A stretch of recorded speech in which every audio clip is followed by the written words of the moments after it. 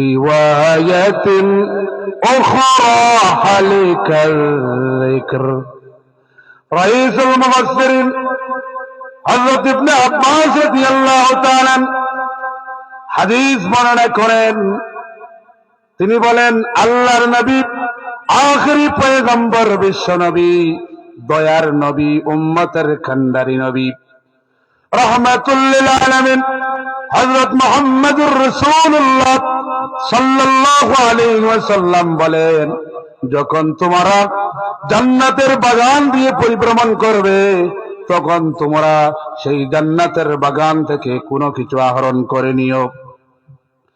জলিলুল কদর সাহাবী প্রশ্ন করলেন, ইয়া রাসূলুল্লাহ ওয়া মা রিয়াদুল জান্নাহ, ওগো নবীজি, জান্নাতের বাগান কি? নবীজি বললেন, মাজালিসুল ইলম, ইলমের মজলিস গুলো হলো জান্নাতের বাগান। সুবহানাল্লাহ বলবেন না? ইলমের মজলিস গুলো হলো জান্নাতের বাগান। যেই মজলিসের মধ্যে কোরআন সুন্নাহর জ্ঞান আহরণ বিতরণ করা হয়, এই মজলিসকে বলে ইলমের মজলিস। এই মজলিসের মধ্যে ওয়াহিলব্দ নির্ভেজাল জ্ঞান, কোরআন সুন্নাহর জ্ঞান আহরণ এবং বিতরণ চলছে, ঠিক কিনা? বক্তা ইলম বিতরণ করছেন, শ্রোতা ইলম আহরণ করছেন। এই সমস্ত ইলম আহরণ বিতরণের মজলিস গুলো হলো জান্নাতের বাগান। অন্য বর্ণনায় নবীজি বলেছেন, দুনিয়ার যত মসজিদ আছে, দুনিয়ার সকল মসজিদ গুলো হলো জান্নাতের বাগান। সুবহানাল্লাহ বলবেন না? আবার নবীজি অন্য বর্ণনায় বলেছেন, হালিকা যিকর, যিকরুল্লাহর মজলিস হলো জান্নাতের বাগান। আল্লাহু আকবার পড়ুন। যেখানে আল্লাহর বরত্ব মহত্ব বয়ান করা হয়, যেই মজলিসের মধ্যে আল্লাহর মহত্ব বরত্ব, আল্লাহর শ্রেষ্ঠত্ব বয়ান করা হয়, এটা হলো যিকরুল্লাহর মজলিস। এই যিকরুল্লাহর মজলিস গুলো হলো জান্নাতের বাগান। সুবহানাল্লাহ বলবেন না? তাহলে বর্তমানে আপনারা কোথায় বসে আছেন? জান্নাতের বাগানের মধ্যে বসে আছেন। এর প্রতিটা ভূখণ্ড, প্রতিটা মাটি কিয়ামতের দিন, কঠিন মুসিবতের দিন আপনার সপক্ষে, আপনার পক্ষে দলিল হয়ে যাবে। সুবহানাল্লাহ পড়বেন না? কারণ আপনি ভালো কাজে অংশগ্রহণ করেছেন। আল্লাহ রাব্বুল আলামিন বলেন, ওয়া তাআওয়ানু আলাল বিররি ওয়াত তাকওয়া ওয়া লা তাআওয়ানু আলাল ইসমি ওয়াল উদওয়ান। আল্লাহু আকবার পড়ুন। আল্লাহ রাব্বুল আলামিন বলেছেন, তোমরা তাকওয়ামূলক কাজে, ভালো কাজে পরস্পরকে সহযোগিতা করো। অন্যত্র বলেছেন, ফাস্তাবিকুল খায়রাত। আল্লাহু আকবার বলুন। তোমরা ভালো কাজে কম্পিটিশন করো, কে কত বেশি ভালো কাজ করতে পারো, সেই কম্পিটিশন তোমরা করো। এটা কার নির্দেশ? আল্লাহর নির্দেশ। এই জন্য আল্লাহ রাব্বুল আলামিন সূরা মুলকের মধ্যে বলেন, আল্লাযী খালাকাল মাউতা ওয়াল হায়াতা লিয়াবলুয়াকুম আইয়ুকুম আহসানু আমালা। আল্লাহু আকবার পড়ুন। আল্লাহ রাব্বুল আলামিন মউত, মৃত্যু, হায়াত জীবন, মৃত্যু এবং জীবন, হায়াত এবং মৃত্যু, এই দুই জিনিস আল্লাহ রাব্বুল আলামিন সৃষ্টি করেছেন। লিয়াবলুয়াকুম, আল্লাহ পরীক্ষা করতে চান, আইয়ুকুম আহসানু আমালা। আল্লাহ রাব্বুল আলামিন পরীক্ষা করে জানতে চান, তোমাদের মধ্যে আমলের দিক থেকে কে সর্বোত্তম আমল করে। সুবহানাল্লাহ। কে তোমাদের মধ্যে সর্বোত্তম আমল করে এটা জানার জন্য আল্লাহ রাব্বুল আলামিন আপনাকে আমাকে এই পৃথিবীতে পাঠিয়েছে। সুবহানাল্লাহ বলুন। তাহলে এই পৃথিবীতে আমাদের আসার মূল উদ্দেশ্য কি? আসার মূল উদ্দেশ্য হলো আল্লাহর গোলামি করা, আল্লাহর ইবাদত বন্দেগী করা, ঠিক না? আমলে সালেহ করা, ভালো কাজ করা, সমাজ কল্যাণমূলক কাজ করা, মানুষের উপকারী যত কাজ আছে সমস্ত ভালো কাজ করার জন্য আল্লাহ রাব্বুল আলামিন এই পৃথিবীতে পাঠিয়েছেন, ঠিক না? এই জন্য আল্লাহ রাব্বুল আলামিন বলেন, ওয়া মা খালাকাতুল জিন্না ওয়াল ইনসা ইল্লা লিয়াবুদুন। আমি আল্লাহ রাব্বুল আলামিন মানুষ এবং জিনকে শুধুমাত্র কেবলমাত্র আমি আল্লাহ রাব্বুল আলামিনের গোলামি করার জন্য, দাসত্ব করার জন্য, ইবাদত বন্দেগী করার জন্য সৃষ্টি করেছি। সুবহানাল্লাহ বলো। তাহলে মানুষের সৃষ্টির মূল লক্ষ্য উদ্দেশ্য কি? মানুষকে এই পৃথিবীতে আল্লাহ পাঠিয়েছেন যাতে করে মানুষ আল্লাহর দাসত্ব করে, আল্লাহর গোলামি করে, আল্লাহর ইবাদত বন্দেগী করে। আল্লাহ রাব্বুল আলামিন জানতে চান আইয়ুকুম আহসানু আমালা। আল্লাহ রাব্বুল আলামিন আপনাকে জীবন দিলেন, আর এই আল্লাহর নিয়ামত পূর্ণ হায়াত পেয়ে, জীবন পেয়ে আপনি কতটুকু উত্তম কাজ করেছেন, কতটুকু ভালো কাজ করেছেন, কতটুকু আমলে সালেহ করেছেন, আইয়ুকুম আহসানু আমালা, কতটুকু উত্তম আমল করেছেন আল্লাহ রাব্বুল আলামিন জানতে চান। তাহলে এই পৃথিবীতে আমাদেরকে সৃষ্টির লক্ষ্য কি? আল্লাহর গোলামি করা, আল্লাহর দাসত্ব করা, আল্লাহর ইবাদত বন্দেগী করা, ঠিক না ভাই? আর এই ইবাদত বন্দেগী আমাদের পরকালীন পরীক্ষার মধ্যে আমাদেরকে পাস করে দিবে, ঠিক না? এই জন্য পরকালীন জবাবদিহিতামূলক জিন্দেগি আমাদেরকে দুনিয়াতেই গঠন করতে হবে। এই জন্য আল্লাহর নবী বলেছেন, আদ-দুনিয়া মাযরাতুল আখিরাহ, দুনিয়া হলো আখিরাতের শস্য ক্ষেত্র।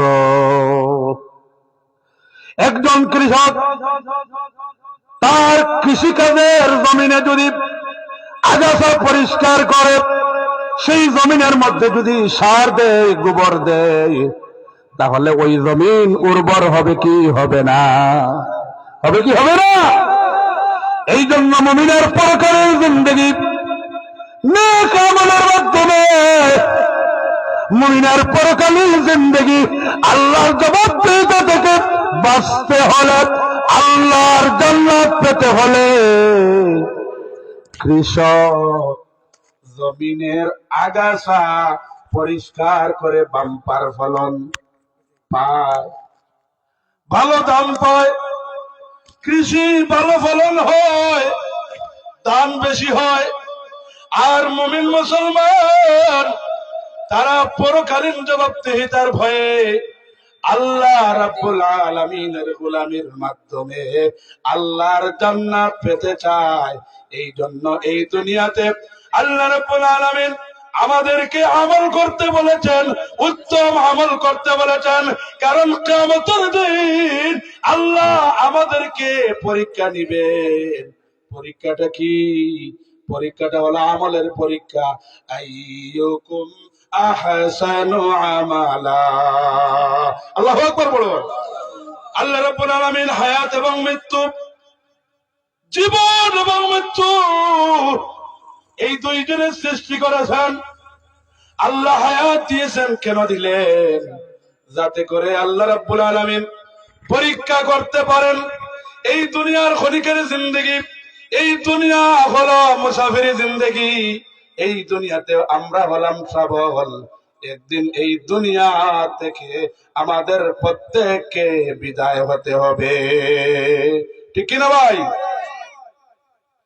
আল্লাহ রাব্বুল আলামিন বলেছেন, কুল্লু নাফসিন ইকাতুল মাউত। ম্যান ইজ মর্টাল, মানুষ মরণশীল। প্রত্যেক মানুষ মৃত্যুর স্বাদ আস্বাদন করবে, ঠিক না? না কোন মানুষ চিরস্থায়ী চিরঞ্জীব? একমাত্র আল্লাহ হলেন চিরস্থায়ী চিরঞ্জীব। আল্লাহু লা ইলাহা ইল্লা হুয়াল হাইয়ুল কাইয়্যুম। আল্লাহু আকবার পড়ুন। আল্লাহ হলেন তিনি যিনি চিরস্থায়ী চিরঞ্জীব। দুনিয়ার সমস্ত কিছু লয় হবে, ক্ষয় হবে, ধ্বংস হবে, কিন্তু আমার আল্লাহর ধ্বংস নাই। আমার আল্লাহ চিরস্থায়ী, আমার আল্লাহ চিরঞ্জীব। আল্লাহু আকবার বলুন। দুনিয়ার সবকিছু ধ্বংস হবে। কুল্লু মান আলাইহা ফান ويبقى وجه ربك ذو الجلال والإكرام। আল্লাহু আকবার বলুন। দুনিয়ার সব কিছু লয় হবে, দুনিয়ার সব কিছু ক্ষয় হবে, দুনিয়া ধ্বংসশীল, দুনিয়া ধ্বংস হবে, দুনিয়ার মানুষও ধ্বংস হবে, দুনিয়ার যত কিছু আছে সব ধ্বংস হয়ে যাবে, কিন্তু একজন থাকবেন, তিনি চিরস্থায়ী চিরঞ্জীব, আপনার আমার রব আল্লাহ। সবাই বলুন আল্লাহ। আল্লাহু আকবার। আল্লাহ মহান, আল্লাহ বড়। পৃথিবীর সব কিছু ধ্বংস হবে, লয় হবে, ক্ষয় হবে, সবকিছু বেনিশ হবে, সবকিছু ডিস্ট্রয় হবে, সবকিছু নষ্ট হয়ে যাবে, কিন্তু আমার আল্লাহ চিরস্থায়ী চিরঞ্জীব থাকবে। সুবহানাল্লাহ। এই জন্য পরকালীন জবাবদিহিতার ভয়ে নেক আমল করতে হবে বেশি বেশি করে, ভালো আমল করতে হবে বেশি বেশি করে, সমাজ কল্যাণমূলক কাজ করতে হবে বেশি বেশি করে। আল্লাহ রাব্বুল আলামিন যাকে যে নিয়ামত দিয়েছেন তিনি সেই নিয়ামতের কদর করবেন, ঠিক না? আল্লাহ যাকে যেই নিয়ামত দিয়েছেন সেই নিয়ামতের কদর করতে হবে।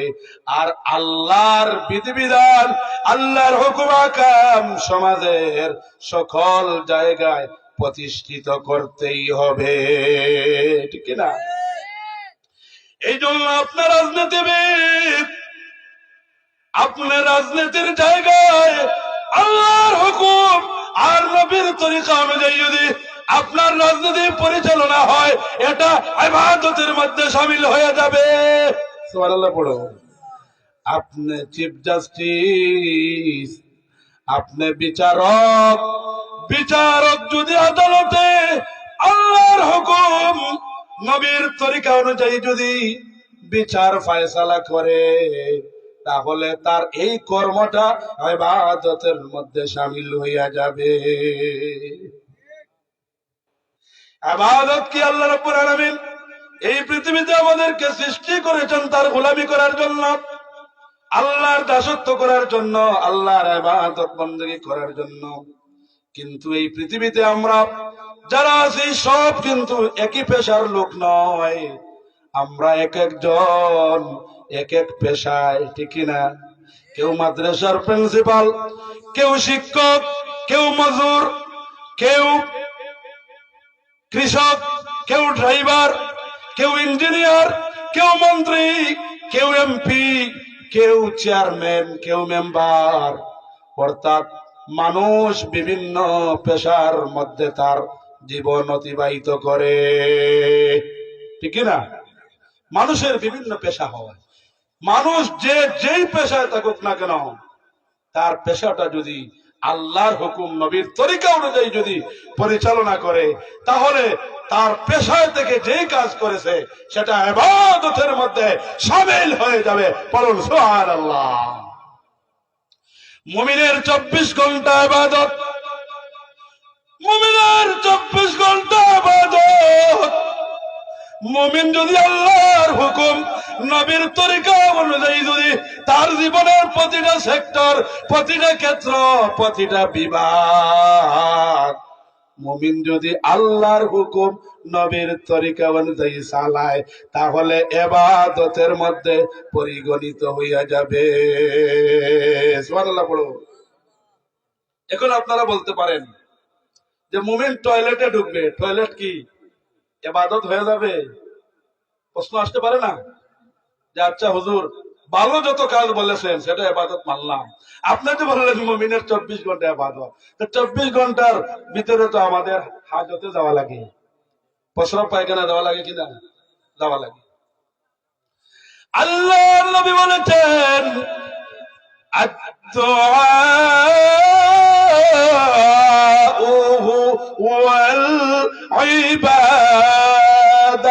আল্লাহু আকবার।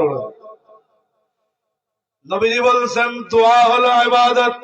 দোয়া কি ভাই? ইবাদত। আপনি ইস্তেঞ্জার মধ্যে প্রবেশ করলেন, আপনি হাম্মামের ভিতরে প্রবেশ করলেন, আপনি টয়লেটের ভিতরে প্রবেশ করলেন, ইচ্ছা করলে তো ডান পা দিয়ে ঢুকতে পারতেন, কিন্তু আপনি বাম পা দিলেন, ডান পা দিলেন না। কোন পা দিছেন? বাম পা। আপনি তো টয়লেটের ভিতরে ইচ্ছা করলে তো ডান পা ঢুকাইতে পারতেন, কিন্তু আপনি কোন পা ঢুকাইছেন? বাম পা। আর দোয়া করেছেন কার কাছে? আল্লাহর কাছে। নবীজি বলছেন আদ-দুআ হুয়াল ইবাদা, দোয়া হলো ইবাদতের অংশ। পড়ুন না সুবহানাল্লাহ। তাহলে আপনি যখন হাম্মাম খানায় ঢুকলেন, বাথরুমে ঢুকলেন, আপনি বাম পা ঢুকাইলেন, নবীর তরিকা মানলেন, বাম পা ঢুকাইয়া নবীর তরিকা মেনে নবীর তরিকা অনুযায়ী দোয়া করলেন, সুতরাং ওইটাও ইবাদতের মধ্যে শামিল হইয়া গেছে। সুবহানাল্লাহ পড়বেন না? তাহলে মুমিনের 24 ঘন্টা আর অনেক ব্যাখ্যামূলক কথা আছে, বলা যাবে, কিন্তু আমি খুতবাতে যে আয়াতে কারিমা যেই হাদিস পড়েছি এইটার কাছেও এখন যেতে পারি নাই, ভূমিকার মধ্যে আছে, বুঝে আসে, ওইটার কাছে যাবো ইনশাআল্লাহ। তো যাই হোক, আমি আপনাদের কাছে যে ইন্সপায়ারেশন যেটা করতে চাই, আপনাদেরকে উৎসাহিত এবং অনুপ্রাণিত করতে চাই যে এই দুনিয়া ক্ষণিকের জিন্দগি, এটা ক্ষণিকের জিন্দগি, মুসাফিরি জিন্দগি, ট্রাভেলার জিন্দগি, পরকালীন জিন্দগি চিরস্থায়ী। পরকালীন জিন্দগিতে আপনাকে আমাকে জবাবদিহি করতে হবে কি হবে না? এই জন্য আল্লাহ রাব্বুল আলামিন বলেছেন যে তোমরা দুনিয়ার মহব্বতে ভালোবাসা আমি আল্লাহকে ভুলে যাও, তোমরা পরকালীন জবাবদিহিতা, পরকালে যে তোমাদের কৃতকর্মের জবাব দিতে হবে সেই ব্যাপারে তোমরা গাফেল। এই জন্য আল্লাহ রাব্বুল আলামিন কোরআনে কারিমে বলছেন বাল তু'সিরুনাল হায়াতাদ দুনিয়া ওয়াল আখিরাতু খায়রুন ওয়া আবকা। আল্লাহু আকবার বলো। আল্লাহ রাব্বুল আলামিন বলেন তোমরা দুনিয়ার জীবনকে প্রাধান্য দেও, দুনিয়ার মহব্বত আর ভালোবাসায় তোমরা মত্ত হয়ে গেছো, দুনিয়ার ভালোবাসার জালে তোমরা আটকে গেছো, দুনিয়ার জীবনকে তোমরা প্রাধান্য দেও, অথচ দুনিয়ার চাইতে আখিরাত হলো তোমাদের জন্য চিরস্থায়ী। দুনিয়া হলো মুসাফিরখানা, দুনিয়া হলো পরীক্ষার জায়গা, এখানে আমরা পরীক্ষা দিতে এসেছি। আল্লাহ রাব্বুল আলামিন হায়াত এবং মৃত্যু এই দুইটা দিলেন, আমাদেরকে হায়াত নামক নিয়ামত দিলেন। এরপরে কিয়ামতের দিন এই যে হায়াত নামক নিয়ামত আল্লাহ দিবেন সেই বিষয়ে আমাদেরকে জিজ্ঞাসাবাদ করা হবে। সুম্মা লা তুসআলুন্না ইয়াওমাইযিন আনিন নাঈম। আল্লাহ রাব্বুল আলামিন যাকে যেই নিয়ামত দিয়েছেন সেই নিয়ামত সম্পর্কে কিয়ামতের দিন আল্লাহ রাব্বুল আলামিন জিজ্ঞাসাবাদ করবেন। আল্লাহ রাব্বুল আলামিন আপনাকে আমাকে জীবন নামক হায়াত নামক এই নিয়ামত দিয়েছেন। কিয়ামতের দিন আল্লাহ আপনাকে আমাকে জিজ্ঞাসা করবেন, পরীক্ষা করবেন, আইয়ুকুম আহসানু আমালা, তোমাদের মধ্যে কে উত্তম আমল করেছো, কে ভালো আমল করেছো, কে সর্বোত্তম আমল করেছো, কে আমলে সালেহ করেছো। যে আমলে সালেহ করেছে আল্লাহ রাব্বুল আলামিন তাকে জান্নাতুল ফেরদাউস দিয়া দিবে। বলুন সুবহানাল্লাহ। এই জন্য কবি বলেন, ইয়ে দুনিয়া মুসাফির খানা वही आखिर ठिकाना, कोई आगे रुआना है कोई पीछे रुआना।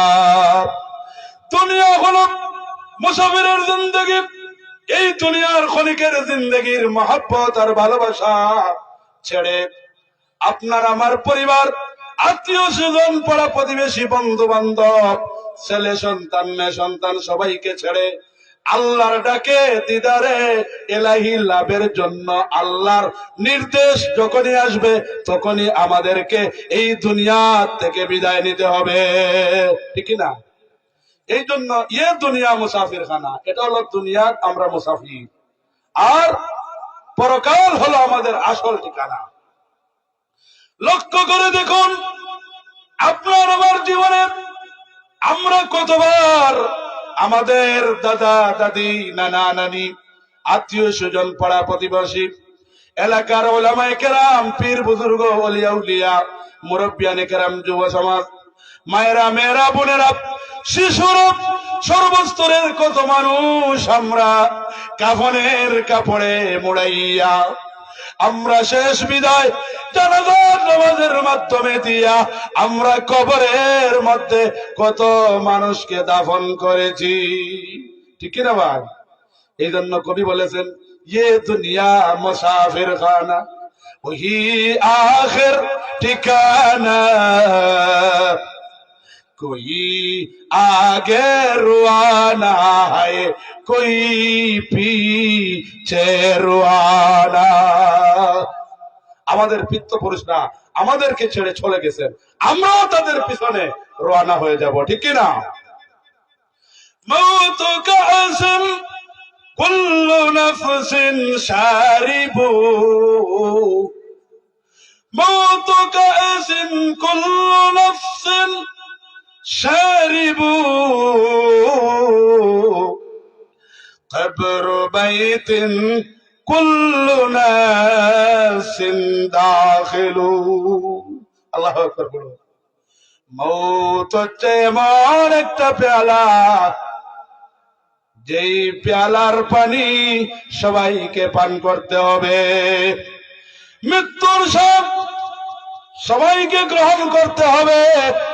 কবর এমন একটা ঘর, কবর এমন একটা বাড়ি, সেই কবরের মধ্যে, সেই আমাদের চিরস্থায়ী বাড়ির মধ্যে সবাইকে প্রবেশ করতে হবে, ঠিক না ভাই?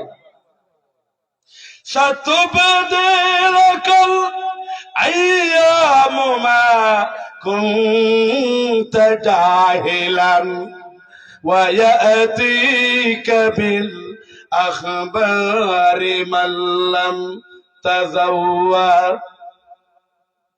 মওত হচ্ছে এমন একটা জিনিস, সেটা আমাদের কাছে বলে আসে না। মওতের খবর আল্লাহ ছাড়া কেউ জানে না। এই জন্য কবি বলেছেন, মৃত্যুর আগে আগে মৃত্যুর সামান তৈরি করে নাও, মৃত্যুর আগে আগে মৃত্যুর সামান তৈরি করে নাও। মৃত্যুর সামান কি? মৃত্যুর সামান হলো নেক আমল, মৃত্যুর সামান হলো আল্লাহর গোলামি, মৃত্যুর সামান হলো ইবাদত বন্দেগী, মৃত্যুর সামান হলো নেক কাজ, সালেহ কাজ, ঠিক কিনা? এই জন্য এই মৃত্যুর সামান রেডি করার জন্য আল্লাহ রাব্বুল আলামিন কোরআনে কারিমে বহু জায়গায় বলেছেন, হাদিস শরীফের মধ্যেও বহু জায়গায় এসেছে। আল্লাহর নবী বলেছেন, ওই ব্যক্তি জ্ঞানী আল কাইয়িস মান দানা নাফসাহু ওয়া আমিলা বিমা বাদাল মাউত। আল্লাহু আকবার বলুন। নবীজি বলছেন ওই ব্যক্তি জ্ঞানী যে পরকালীন সামানা দুনিয়ায় থাকতে রেডি করে ফেলে। সুবহানাল্লাহ পড়ো। এই জন্য আপনার কত বড় ধর্মের, কত বড় শক্তিশালী, কত বড় মন্ত্রী, কত বড় এমপি, কত বড় রাষ্ট্রপ্রধান, কত বড় ধনাঢ্য ব্যক্তি, কত বড় পাওয়ারফুল ব্যক্তি, আল্লাহর কাছে এটা গণ্য হবে না। আপনার জাত কি, আপনার পেশা কি, আপনার মত কি, আপনি কোন কোয়ালিটির লোক, হাই সোসাইটির লোক না নরমাল ফ্যামিলির লোক, এটা আল্লাহর কাছে দেখা হবে না। আল্লাহর কাছে যেই জিনিসটা দেখা হবে তোমাদের তাকওয়া, তোমাদের আমল। ঠিক কি না ভাই? এই জন্য আল্লাহ রাব্বুল আলামিন বলেন ইন্না আকরামাকুম ইনদাল্লাহি আতকাকুম। আল্লাহু আকবার বলুন।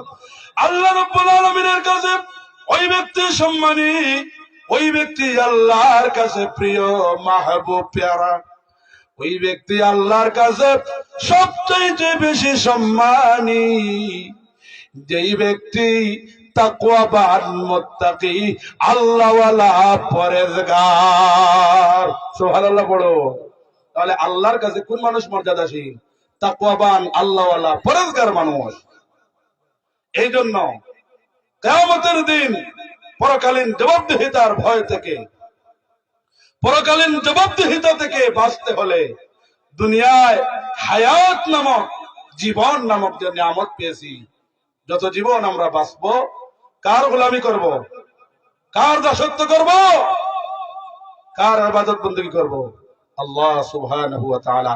আসুন আমার বক্তৃতার প্রারম্ভে আপনাদেরকে আল্লাহমুখী হওয়া, পরকালীন জবাবদিহিতার ভয়ে ইবাদত বندگির দিকে মনোনিবেশ করা, এটা আপনাদেরকে নসিহা করছি, ওসিয়া করছি।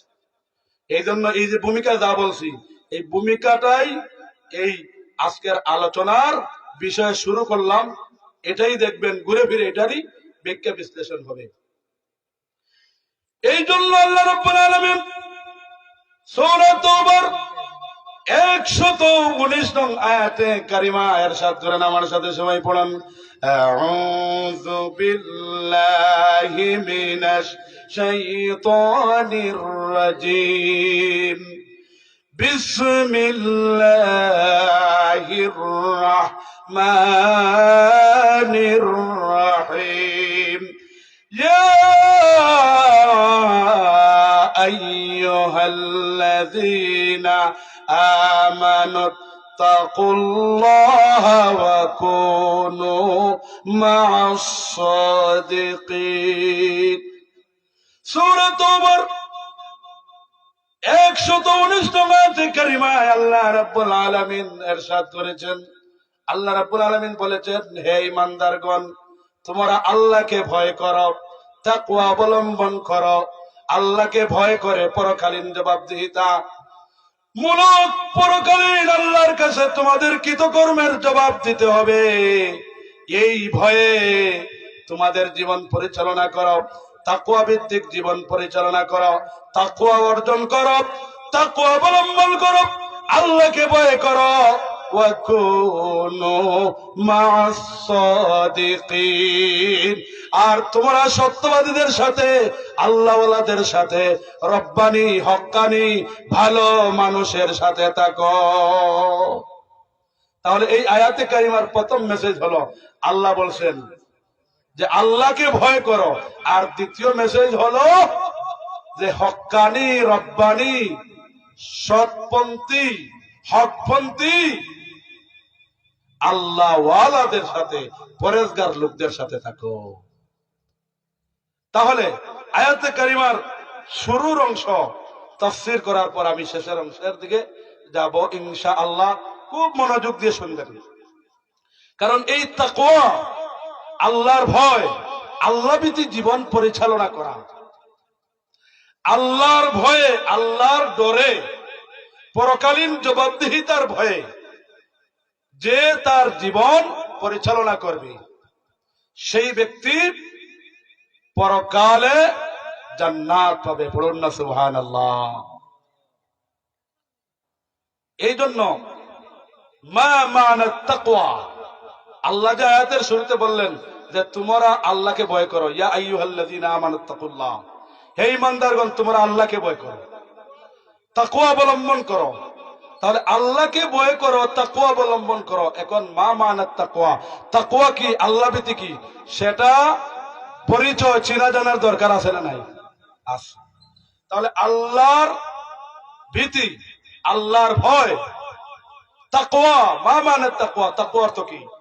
তাকওয়া অর্থ হলো বিরত থাকা, বেঁচে থাকা, নিবৃত্ত থাকা, নিষ্কৃতি লাভ করা, নিজেকে রক্ষা করা। এটা হলো তাকওয়ার শাব্দিক অর্থ।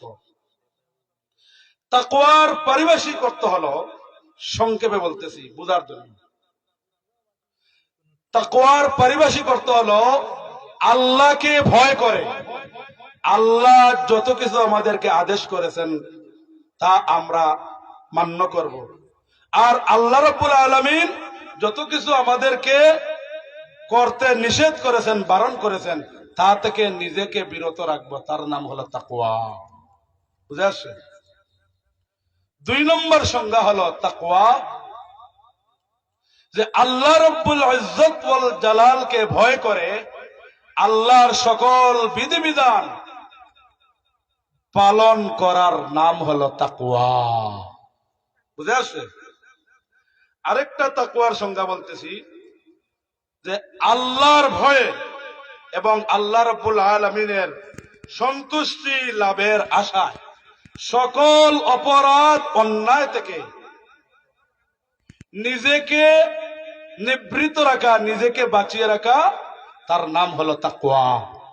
এখন যদি আমাকে বলেন এক কথায় তাকওয়া বলেন, এক কথায়, তাহলে এক কথায় তাকওয়া আমি বলবো যে এক কথায় তাকওয়া হলো যে আল্লাহকে ভয় করে সকল ধরনের অন্যায়, অপরাধ, খারাপ কাজ থেকে নিজেকে বাঁচিয়ে রাখা, নিজেকে বিরত রাখার নাম হলো কি?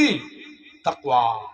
এখন আসুন হাদিসের পরিভাষায় তাকওয়াটা আপনাদেরকে ব্যাখ্যা দিলে আরো ক্লিয়ার হয়ে যাবে। জলিলুল কদর সাহাবী হযরত উবাই ইবনে কাআব রাদিয়াল্লাহু তাআলা আনহুর কাছে অর্ধ পৃথিবীর শাসনকর্তা হযরত ওমর ফারুক রাদিয়াল্লাহু তাআলা তাকওয়ার পরিচয় জানার জন্য প্রশ্ন করলেন। অর্ধ পৃথিবী হযরত ওমর ফারুক রাদিয়াল্লাহু তাআলা জলিলুল কদর সাহাবী হযরত উবাই ইবনে কাআব রাদিয়াল্লাহু তাআলা আনহুকে বললেন, মা মানাত তাকওয়া, তাকওয়া কি, আল্লাহ ভীতি কি? উবাই ইবনে কাআব রাদিয়াল্লাহু তাআলা অর্ধ পৃথিবীর শাসনকর্তা হযরত ওমর ফারুক রাদিয়াল্লাহু তাআলা আনহুকে বললেন, ভাই ওমর, তুমি কি কখনো পাহাড়ি এলাকার রাস্তার দিকে তুমি কি কখনো সফর করেছো? পাহাড়ি রাস্তা, যার চতুর্দিকে কাটা বন বিছানো, মাঝখানে সরু চিকন রাস্তা, পাহাড়ি কাটা বন বিশিষ্ট কাঁটাযুক্ত রাস্তার মধ্য দিয়ে, সরু চিকন রাস্তার ভিতর দিয়ে তুমি কি কখনো বিচরণ করেছ? কখনো তুমি গেছো নাকি? হযরত ওমর ফারুক রাদিয়াল্লাহু তাআলা আনহু বললেন, আমি গেছি। জলিলুল কদর সাহাবী হযরত উবাই ইবনে কাব রাদিয়াল্লাহু তাআলা আনহু বলেন, হে ওমর, যখন কাটা বন বিশিষ্ট পাহাড়ি গিরিপথে সরু রাস্তা দিয়া যখন তুমি সফর করেছিলে, কিভাবে তুমি রাস্তা অতিক্রম করেছ? ওমর ফারুক রাদিয়াল্লাহু তাআলা আনহু বলেন, আমি নিজেকে একেবারে আঁটোসাঁটো করে, অত্যন্ত সতর্কতা অবলম্বন করে কাঁটাযুক্ত সরু পথ দিয়ে আমি পার হয়েছি, যাতে করে রাস্তা অতিক্রম করতে গিয়া আমার শরীরের মধ্যে যাতে করে কোন ধরনের কাঁটা না বিঁধতে পারে, আমার শরীরের মধ্যে কোন ধরনের কাঁটা আমাকে আঘাত না করতে পারে। খুবই সতর্ক, খুবই সাবধানতা অবলম্বন করে কাঁটাযুক্ত সরুপথ আমি অতিক্রম করেছি।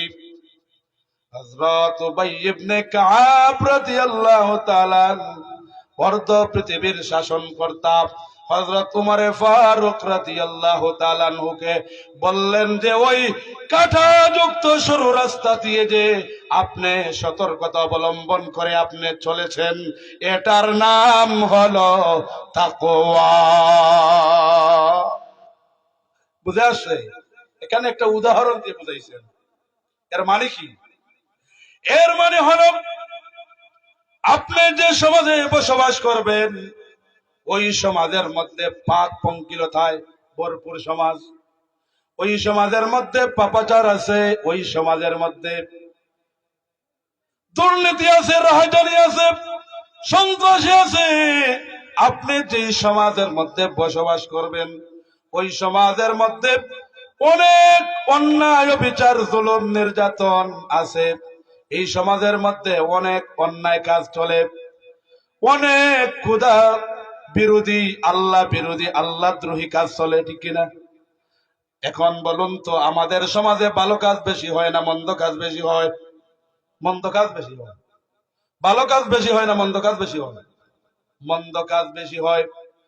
এই জন্য এই উদাহরণ দিয়ে আমাদেরকে বুঝাইতে চাইলেন যে আপনি যে সমাজে যাবেন ওই সমাজের মধ্যে অন্যায় কাজ চলে, ওই সমাজের মধ্যে জুলুম চলে, ওই সমাজের মধ্যে নির্যাতন চলে, ওই সমাজের মধ্যে দেশের টাকা প্রচার চলে, ওই সমাজের মধ্যে সুদ চলে, ওই সমাজের মধ্যে ঘুষ চলে, ওই সমাজের মধ্যে হত্যা চলে, ওই সমাজের মধ্যে দুর্নীতি চলে, ওই সমাজের মধ্যে মানুষের হক নিয়ে চিনিমিনি খেলা চলে। যেই সমাজের মধ্যে অসংখ্য অগণিত অন্যায় অপরাধ চলে ওই সমাজে নিজেকে সকল ধরনের অন্যায় বিচার থেকে নিজেকে বাঁচিয়ে রাখার নাম হলো তাকওয়া। আল্লাহু আকবার বলুন। তাহলে ভাই তাকওয়া বুঝছেন তো? তাকওয়া কি? আল্লাহ ভীতি, আল্লাহর ভয়, আল্লাহর ডর। আপনারা কি বাইং মাছ এবং গুত্তম মাছ দেখছেন? আচ্ছা বলুন তো, বাইং মাছ আর গুত্তম মাছ থাকে কোথায়? কাদার মধ্যে থাকে, সিলেটি ভাষায় ফেকর মধ্যে থাকে। কোথায় থাকে? কিন্তু বাইং মাছ আর গুত্তম মাছ কাদার মধ্যে থাকে, ফেকের মধ্যে থাকে, কিন্তু তার শরীরে কোনো ময়লা লাগে? ময়লা আছে? ময়লা নাই। সে নিজেকে ময়লা থেকে পবিত্র করতে পেরেছে।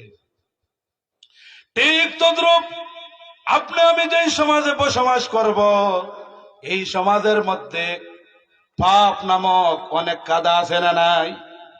অন্যায় অপরাধ নামক অনেক কাদা সমাজে আছে না নাই? সকল ধরনের অন্যায়, পাপ, সকল ধরনের খারাপ কাজ থেকে ওই বাইং মাছ আর গুত্তুম মাছের মতো নিজেকে পবিত্র রাখার নাম হলো তাকওয়া। বুঝে আসছে? তাহলে তাকওয়া বুঝছেন তো? তাহলে এই তাকওয়া অবলম্বন করার জন্য আল্লাহ রাব্বুল আলামিন কোরআনে কারিমে অসংখ্য অগণিত জায়গায় এই তাকওয়া অবলম্বন করার জন্য আল্লাহ আমাদেরকে নির্দেশ দিয়েছেন। অন্যত্র আল্লাহ রাব্বুল আলামিন বলেছেন, ইয়া আইয়ুহাল্লাযীনা আমানু তাকুল্লাহা হাক্কা তুকাতিহি ওয়া লা তামুতুন্না ইল্লা ওয়া আনতুম মুসলিমুন। আল্লাহু আকবার পড়ুন। আল্লাহ রাব্বুল আলামিন বলেন, হে ঈমানদারগণ, তোমরা আল্লাহকে ভয় করো যেমনি ভয় করা উচিত, যেমনটি ভয় করা উচিত। এর মানে কি? তোমরা আল্লাহকে যথাযথভাবে পারফেক্টলি আল্লাহকে ভয় করো, যথাযথভাবে আল্লাহকে ভয় করো। আর মুসলমান না হইয়া মৃত্যু বরণ করিও না। এটা কার নির্দেশ? আল্লাহ রাব্বুল আলামিনের নির্দেশ। এই জন্য আল্লাহ রাব্বুল আলামিন আমাদেরকে তাকওয়া অবলম্বন করার জন্য নির্দেশ দিলেন। এরপরে আল্লাহ রাব্বুল আলামিন সূরা হাশরের মধ্যে বলেন, ইয়া আইয়ুহাল্লাযীনা আমানু তাকুল্লাহ ওয়াল তানজুর নাফসুম মা قدمت لغد واتقوا الله إن الله خبير بما تعملون আল্লাহু আকবার পড়ুন। আল্লাহ রাব্বুল আলামিন বলেন, হে ঈমানদারগণ, তোমরা আল্লাহকে ভয় করো। তোমাদের প্রত্যেকেই আত্মসমালোচনা করা উচিত, প্রত্যেকেই নিজের জীবনের প্রতি লক্ষ্য করা উচিত, প্রতিদিন প্রত্যেকে অনুশোচনা করা উচিত, প্রতিদিন প্রত্যেকে নিজ আমলের দিকে, নিজ কর্মের দিকে লক্ষ্য করা উচিত। আগামী কালের জন্য আপনি কি পাতেও সংগ্রহ করেছে। লিগাদিন তাফসীরের কিতাবের মধ্যে লেখা হয় আগামী কাল বলতে আল্লাহ বুঝাইতে চাইছেন ইয়াউমাল কিয়ামা, কিয়ামতের দিন।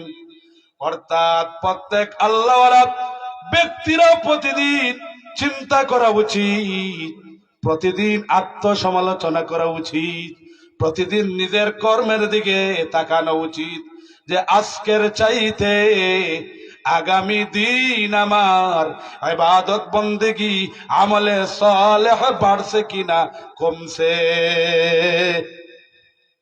বুঝে আসছে? তাহলে প্রত্যেক মুমিন মুসলমানের উচিত কি, যে প্রতিদিন আত্মসমালোচনা করা, প্রতিদিন লক্ষ্য করা যে আগামীকালের জন্য আমি কি করেছি, আগামীকালের জন্য অর্থাৎ কি কিয়ামতের জন্য আমি কি করেছি।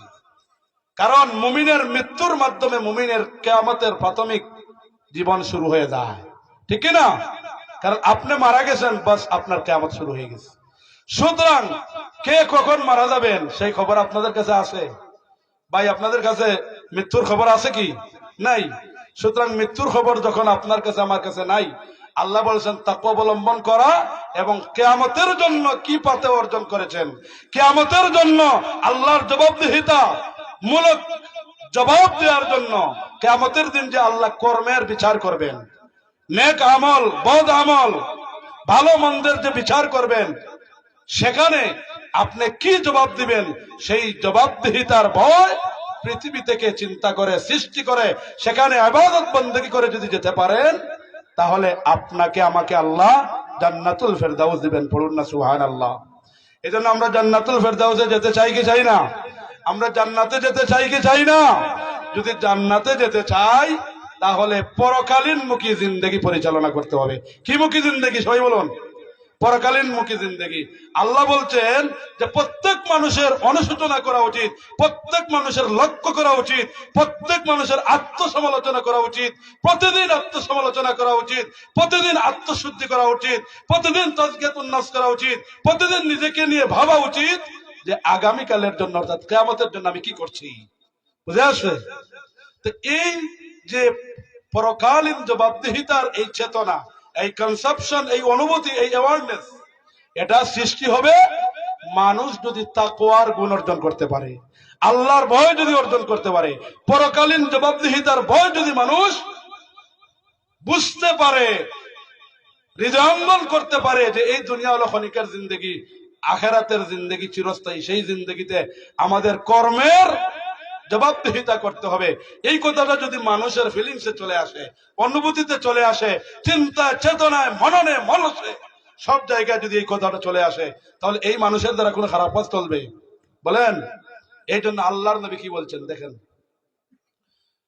ওয়ান আবি যার গিফারি রাদিয়াল্লাহু তাআলা, জলিলুল কদর সাহাবী হযরত আবু যার গিফারি রাদিয়াল্লাহু তাআলা তিনি বলছেন, বলতু ইয়া রাসূলুল্লাহ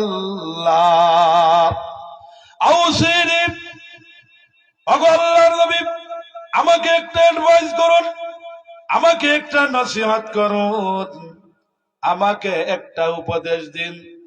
আল্লাহর নবী বলেন, উসিকা বিতাকওয়াল্লাহ।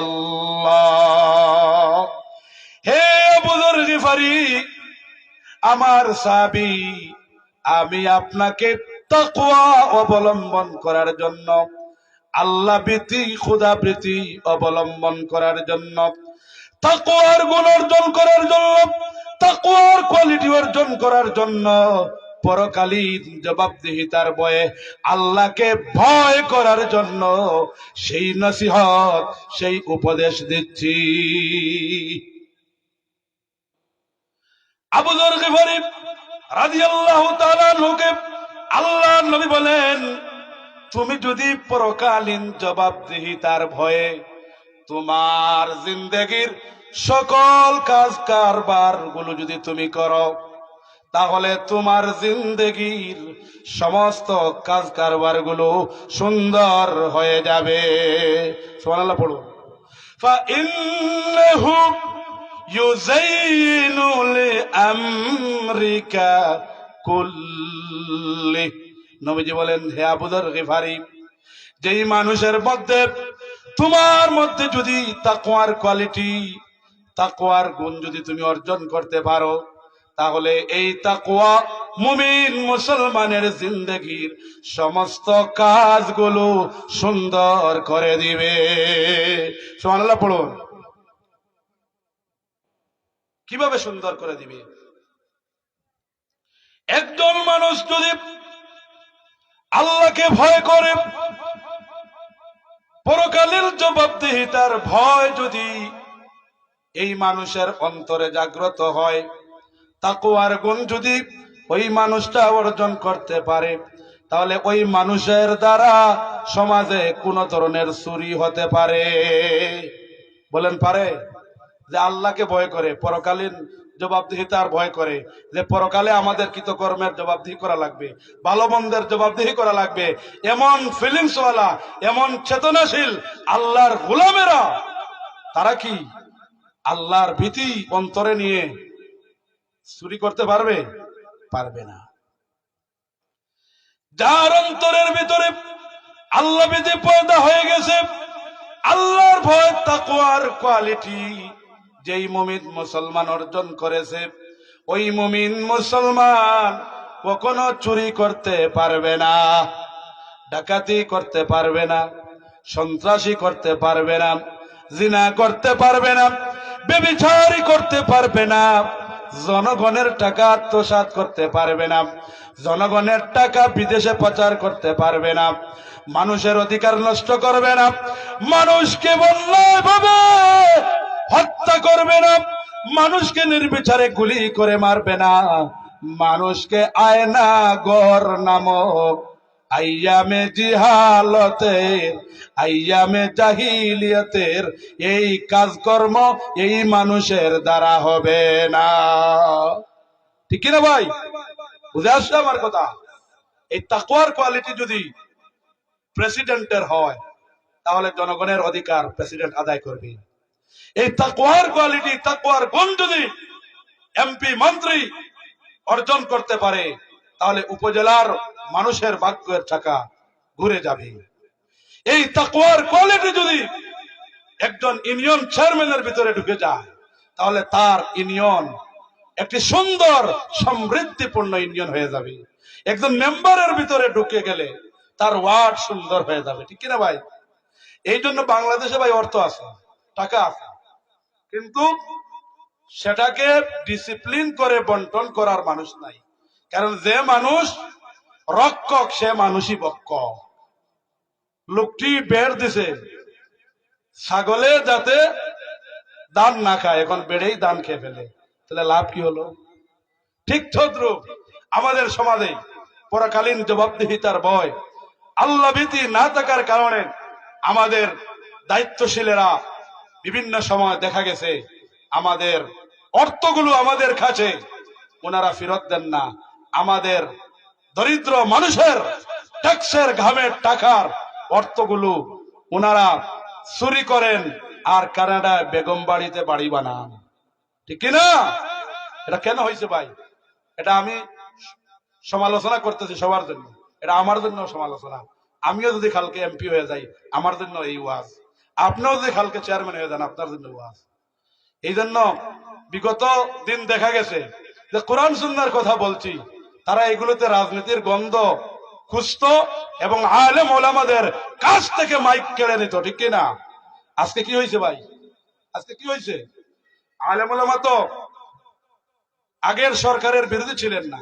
আলেম ওলামারা কোরআন সুন্নাহর দিয়ে দিক নির্দেশনা দিতেন আর বলতেন যে জুলুমের পথ পরিহার করুন, কারণ মজলুমের দোয়া আর আল্লাহর কাছে পৌঁছতে কোনো পার্টিশন লাগে না। সুবহানাল্লাহ পড়ুন। মুস্তাজাবুদ দাওয়া তিন শ্রেণীর মানুষ। এক শ্রেণী হলেন মাজলুম, আরেক শ্রেণী হলেন মুসাফির, আরেক শ্রেণী হলেন পিতা মাতা। এই তিন শ্রেণীর মানুষের দোয়া ডাইরেক্ট কবুল। বুঝে আসছে? সুতরাং সাবধান, সতর্ক। বিগত দিনের জন্য নসিহত, বর্তমানের জন্য নসিহত। কি নসিহত? যে তাকওয়া বিবর্জিত কাজ করবেন না, তাহলে দেশে জায়গা পাবেন না।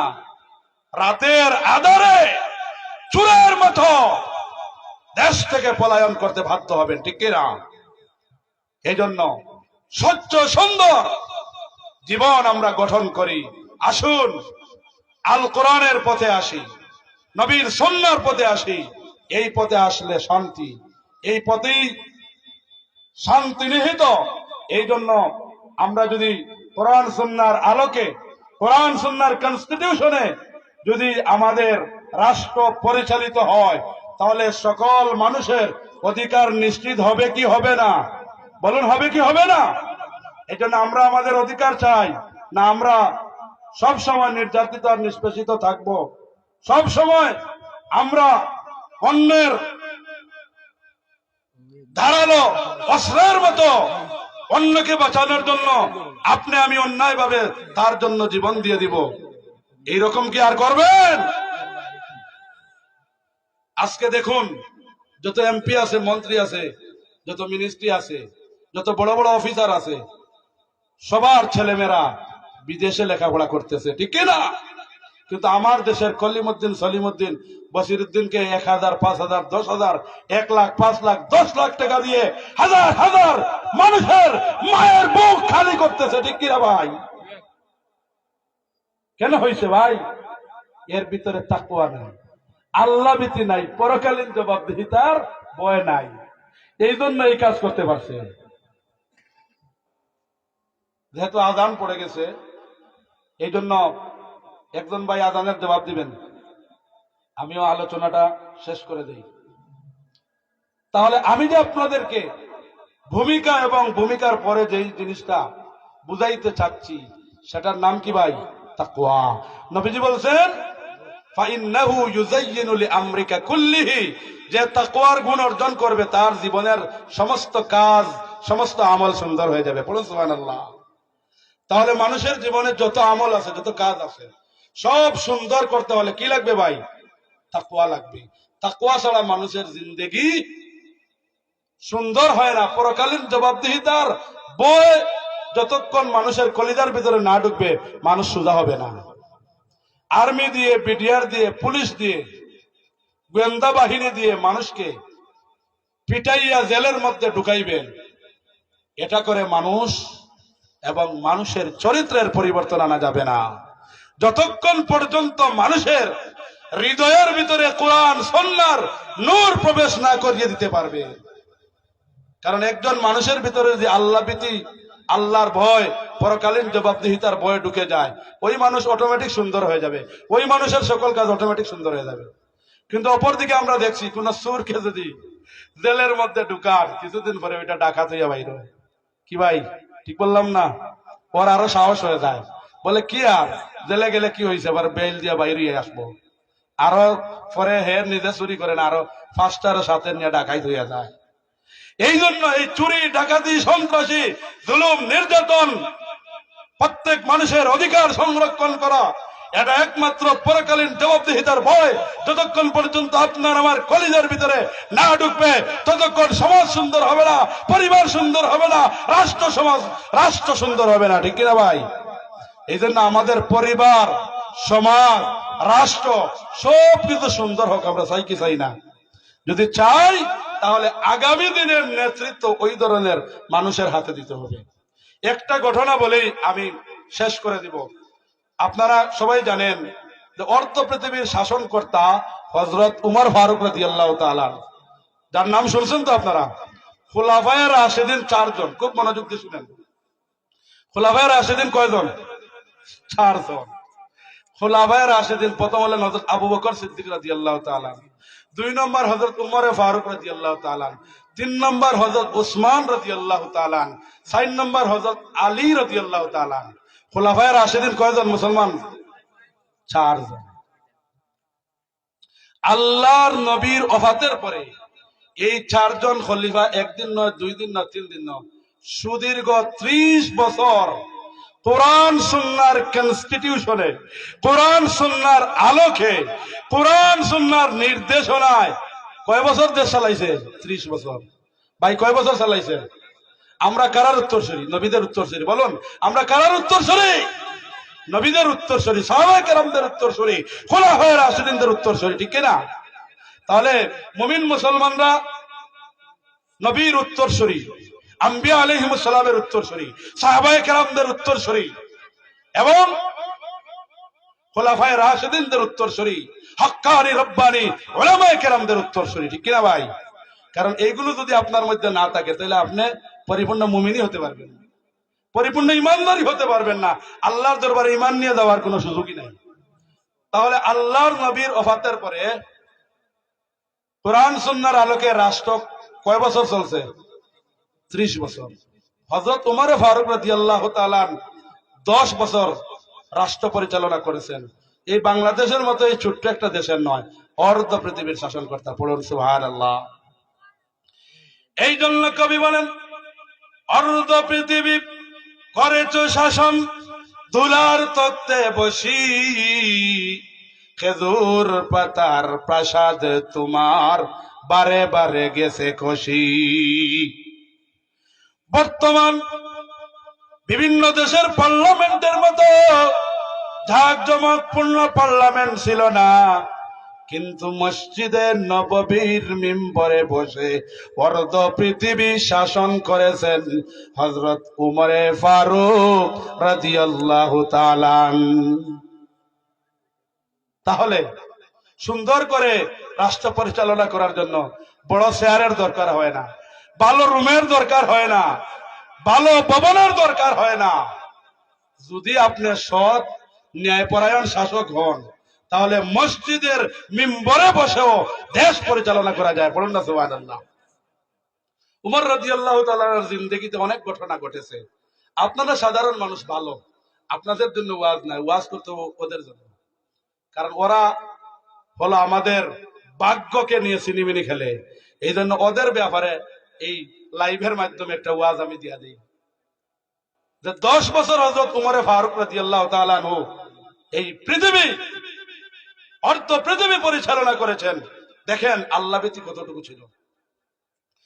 হযরত উমরে ফারুক রাদিয়াল্লাহু তাআলা মাঝে মধ্যে জনগণের খবর নেওয়ার জন্য রাতের গভীরে বেরিয়ে পড়তেন। জনগণের খবর নেওয়ার জন্য বিভিন্ন অলিতে গলিতে অর্ধ পৃথিবীর শাসনকর্তা ঘুরে বেড়াতেন।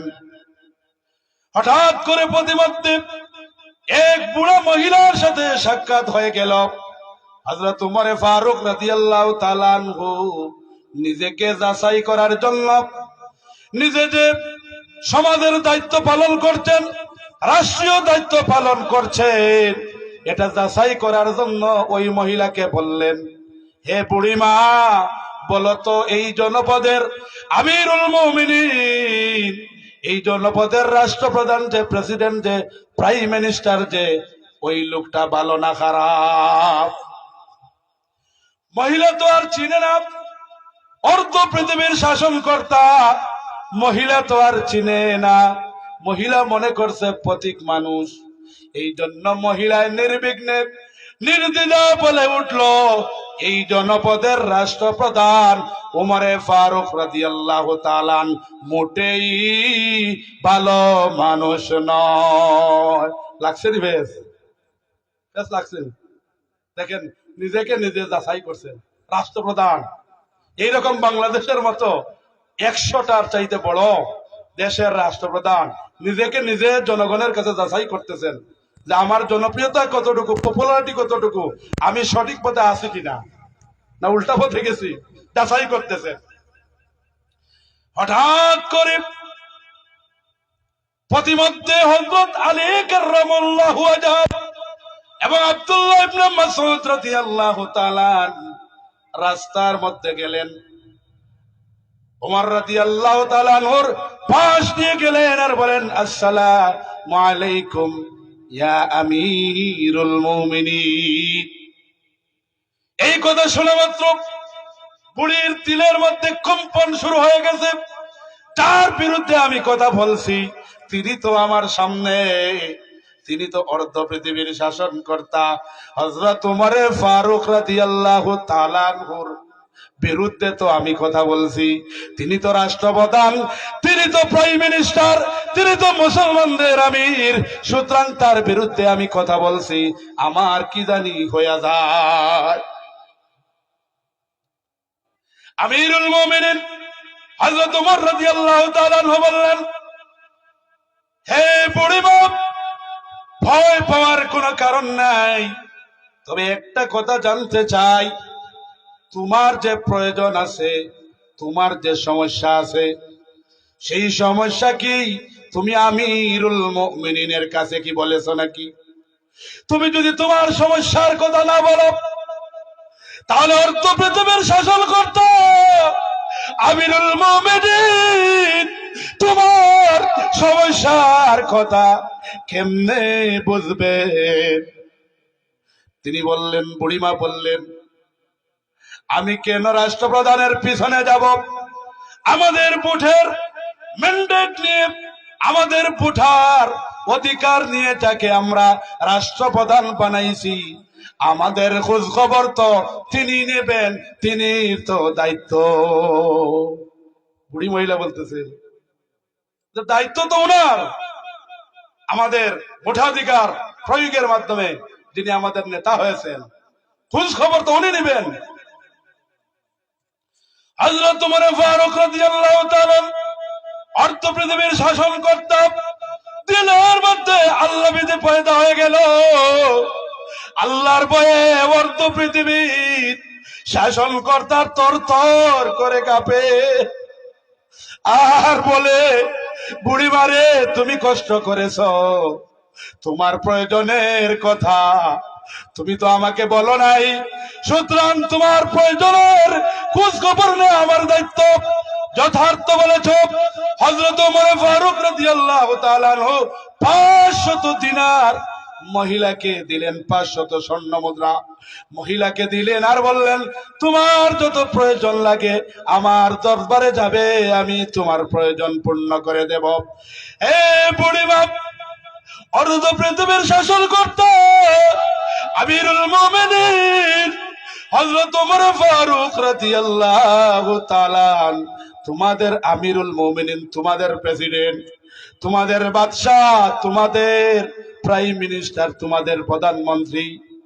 আমার বিরুদ্ধে তো তোমার যে অভিযোগ ছিল, কিয়ামতের দিন কঠিন মুসিবতের দিন আমি প্রেসিডেন্টের বিরুদ্ধে, তুমি কি আর অভিযোগ দিবে? মহিলা বলছে, আমিরুল মুমিনিন কি মহান মানুষ ছিলেন, কি মহৎ মানুষ ছিলেন। আমিরুল মুমিনিন আপনার বিরুদ্ধে আল্লাহর দরবারে আমি নালিশ কখনো করব না। পাশে আলী রাদিয়াল্লাহু তাআলা ছিলেন, বললেন, আলী রে তুমি সাক্ষী থাকো, একটা গাছের খণ্ডে লিখে নাও, ওই বুড়িমা বলুক কিয়ামতের দিন আমি উমরকে কাঠগড়ায়, আল্লাহর কাঠগড়ায়, আল্লাহর দরবারে তার বিপক্ষে আমি দাঁড়াবো না। সুবহানাল্লাহ পড়বেন না? তাহলে ভাই, এই রাষ্ট্রপ্রধানের ভিতরে জনগণের অধিকার নিশ্চিত করার এই ফিলিংস কোন জিনিস তৈরি করলো? পরকালীন জবাবদিহিতার ভয়, আল্লাহর ভয়, এটা সৃষ্টি হওয়ার কারণে তিনি জনগণের অধিকার সংরক্ষণ করেছেন। বলুন সুবহানাল্লাহ। এই জন্য আপনাদের এখানে নামাজ কয়টা পড়বেন বলেন? জি, আর কত মিনিট আছে বাকি? 43 মিনিট বাস্তব গুছাই লইতে 13 মিনিট। আচ্ছা যাই হোক, আমি মনে হচ্ছে সময় দেয় আর কি। আর একটা ঘটনা কই, এখন সব হবাই মারব, আপনারা ভালো মানুষ। বাংলাদেশের বিচার হয় আলু সুর, মূলা সুর, গরু সুরের বিচার হয়, আর কলম দিয়ে লক্ষ লক্ষ কোটি কোটি টাকা চুরি করা হয়। এই ধরনের শিক্ষিত চোরের বিচার নাই, ঠিক কিনা ভাই বলো? এই জন্য আলু সুর, মূলা সুর, বাইগন সুর রাত্রে নাইকল গাছে উঠে যায়, গোয়া গাছে উঠে যায়, এই রাস্তায় যখন বন্ধে যায় মানুষের কিরা খাইলায়, ঠিক নেই ভাই?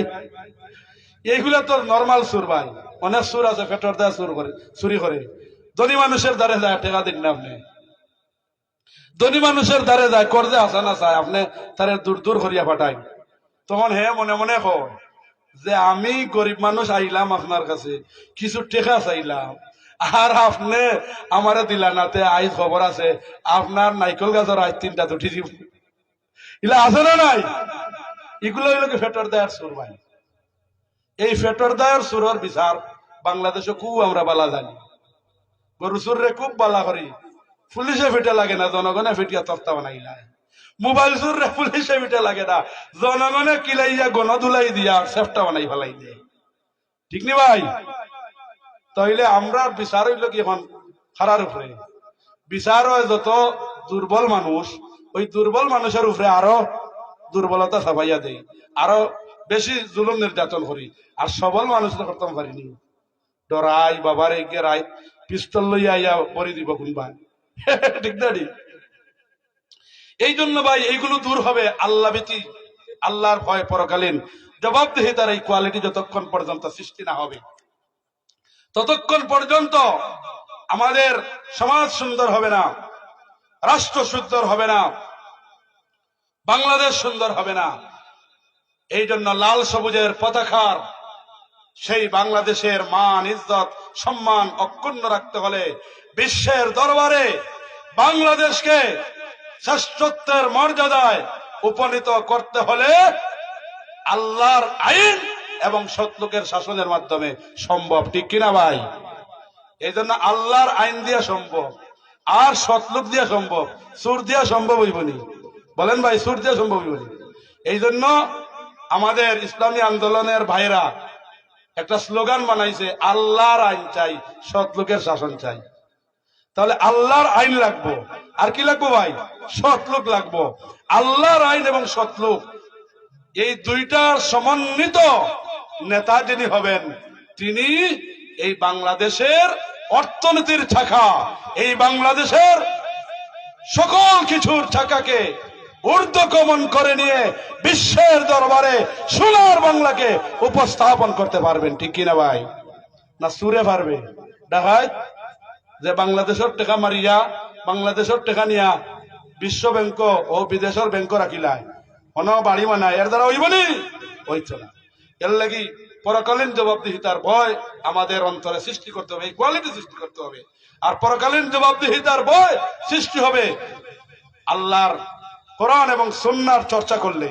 এই যে কোরআন সুন্নাহর কথা শুনছেন, আপনাদের মনের মধ্যে জোশ আসতেছে, ইবাদত বন্দী করার প্রতি আপনাদের মন এগিয়ে যাচ্ছে। এই জন্য আসুন আগামী দিনের এই বাংলাদেশ সুস্থ, সুন্দর, সমৃদ্ধিশীল বাংলাদেশ হোক। আমরা এখন থেকেই আমরা আল্লাহর আইন এবং সৎলোকের মাধ্যমে সোনার বাংলাকে সোনার বাংলায় রূপান্তরিত করতে চাই কি চাই না ভাই? দেখেন হযরত উমরে ফারুক রাদিয়াল্লাহু তাআলা জনগণের সাথে কি ভালোবাসা ছিল।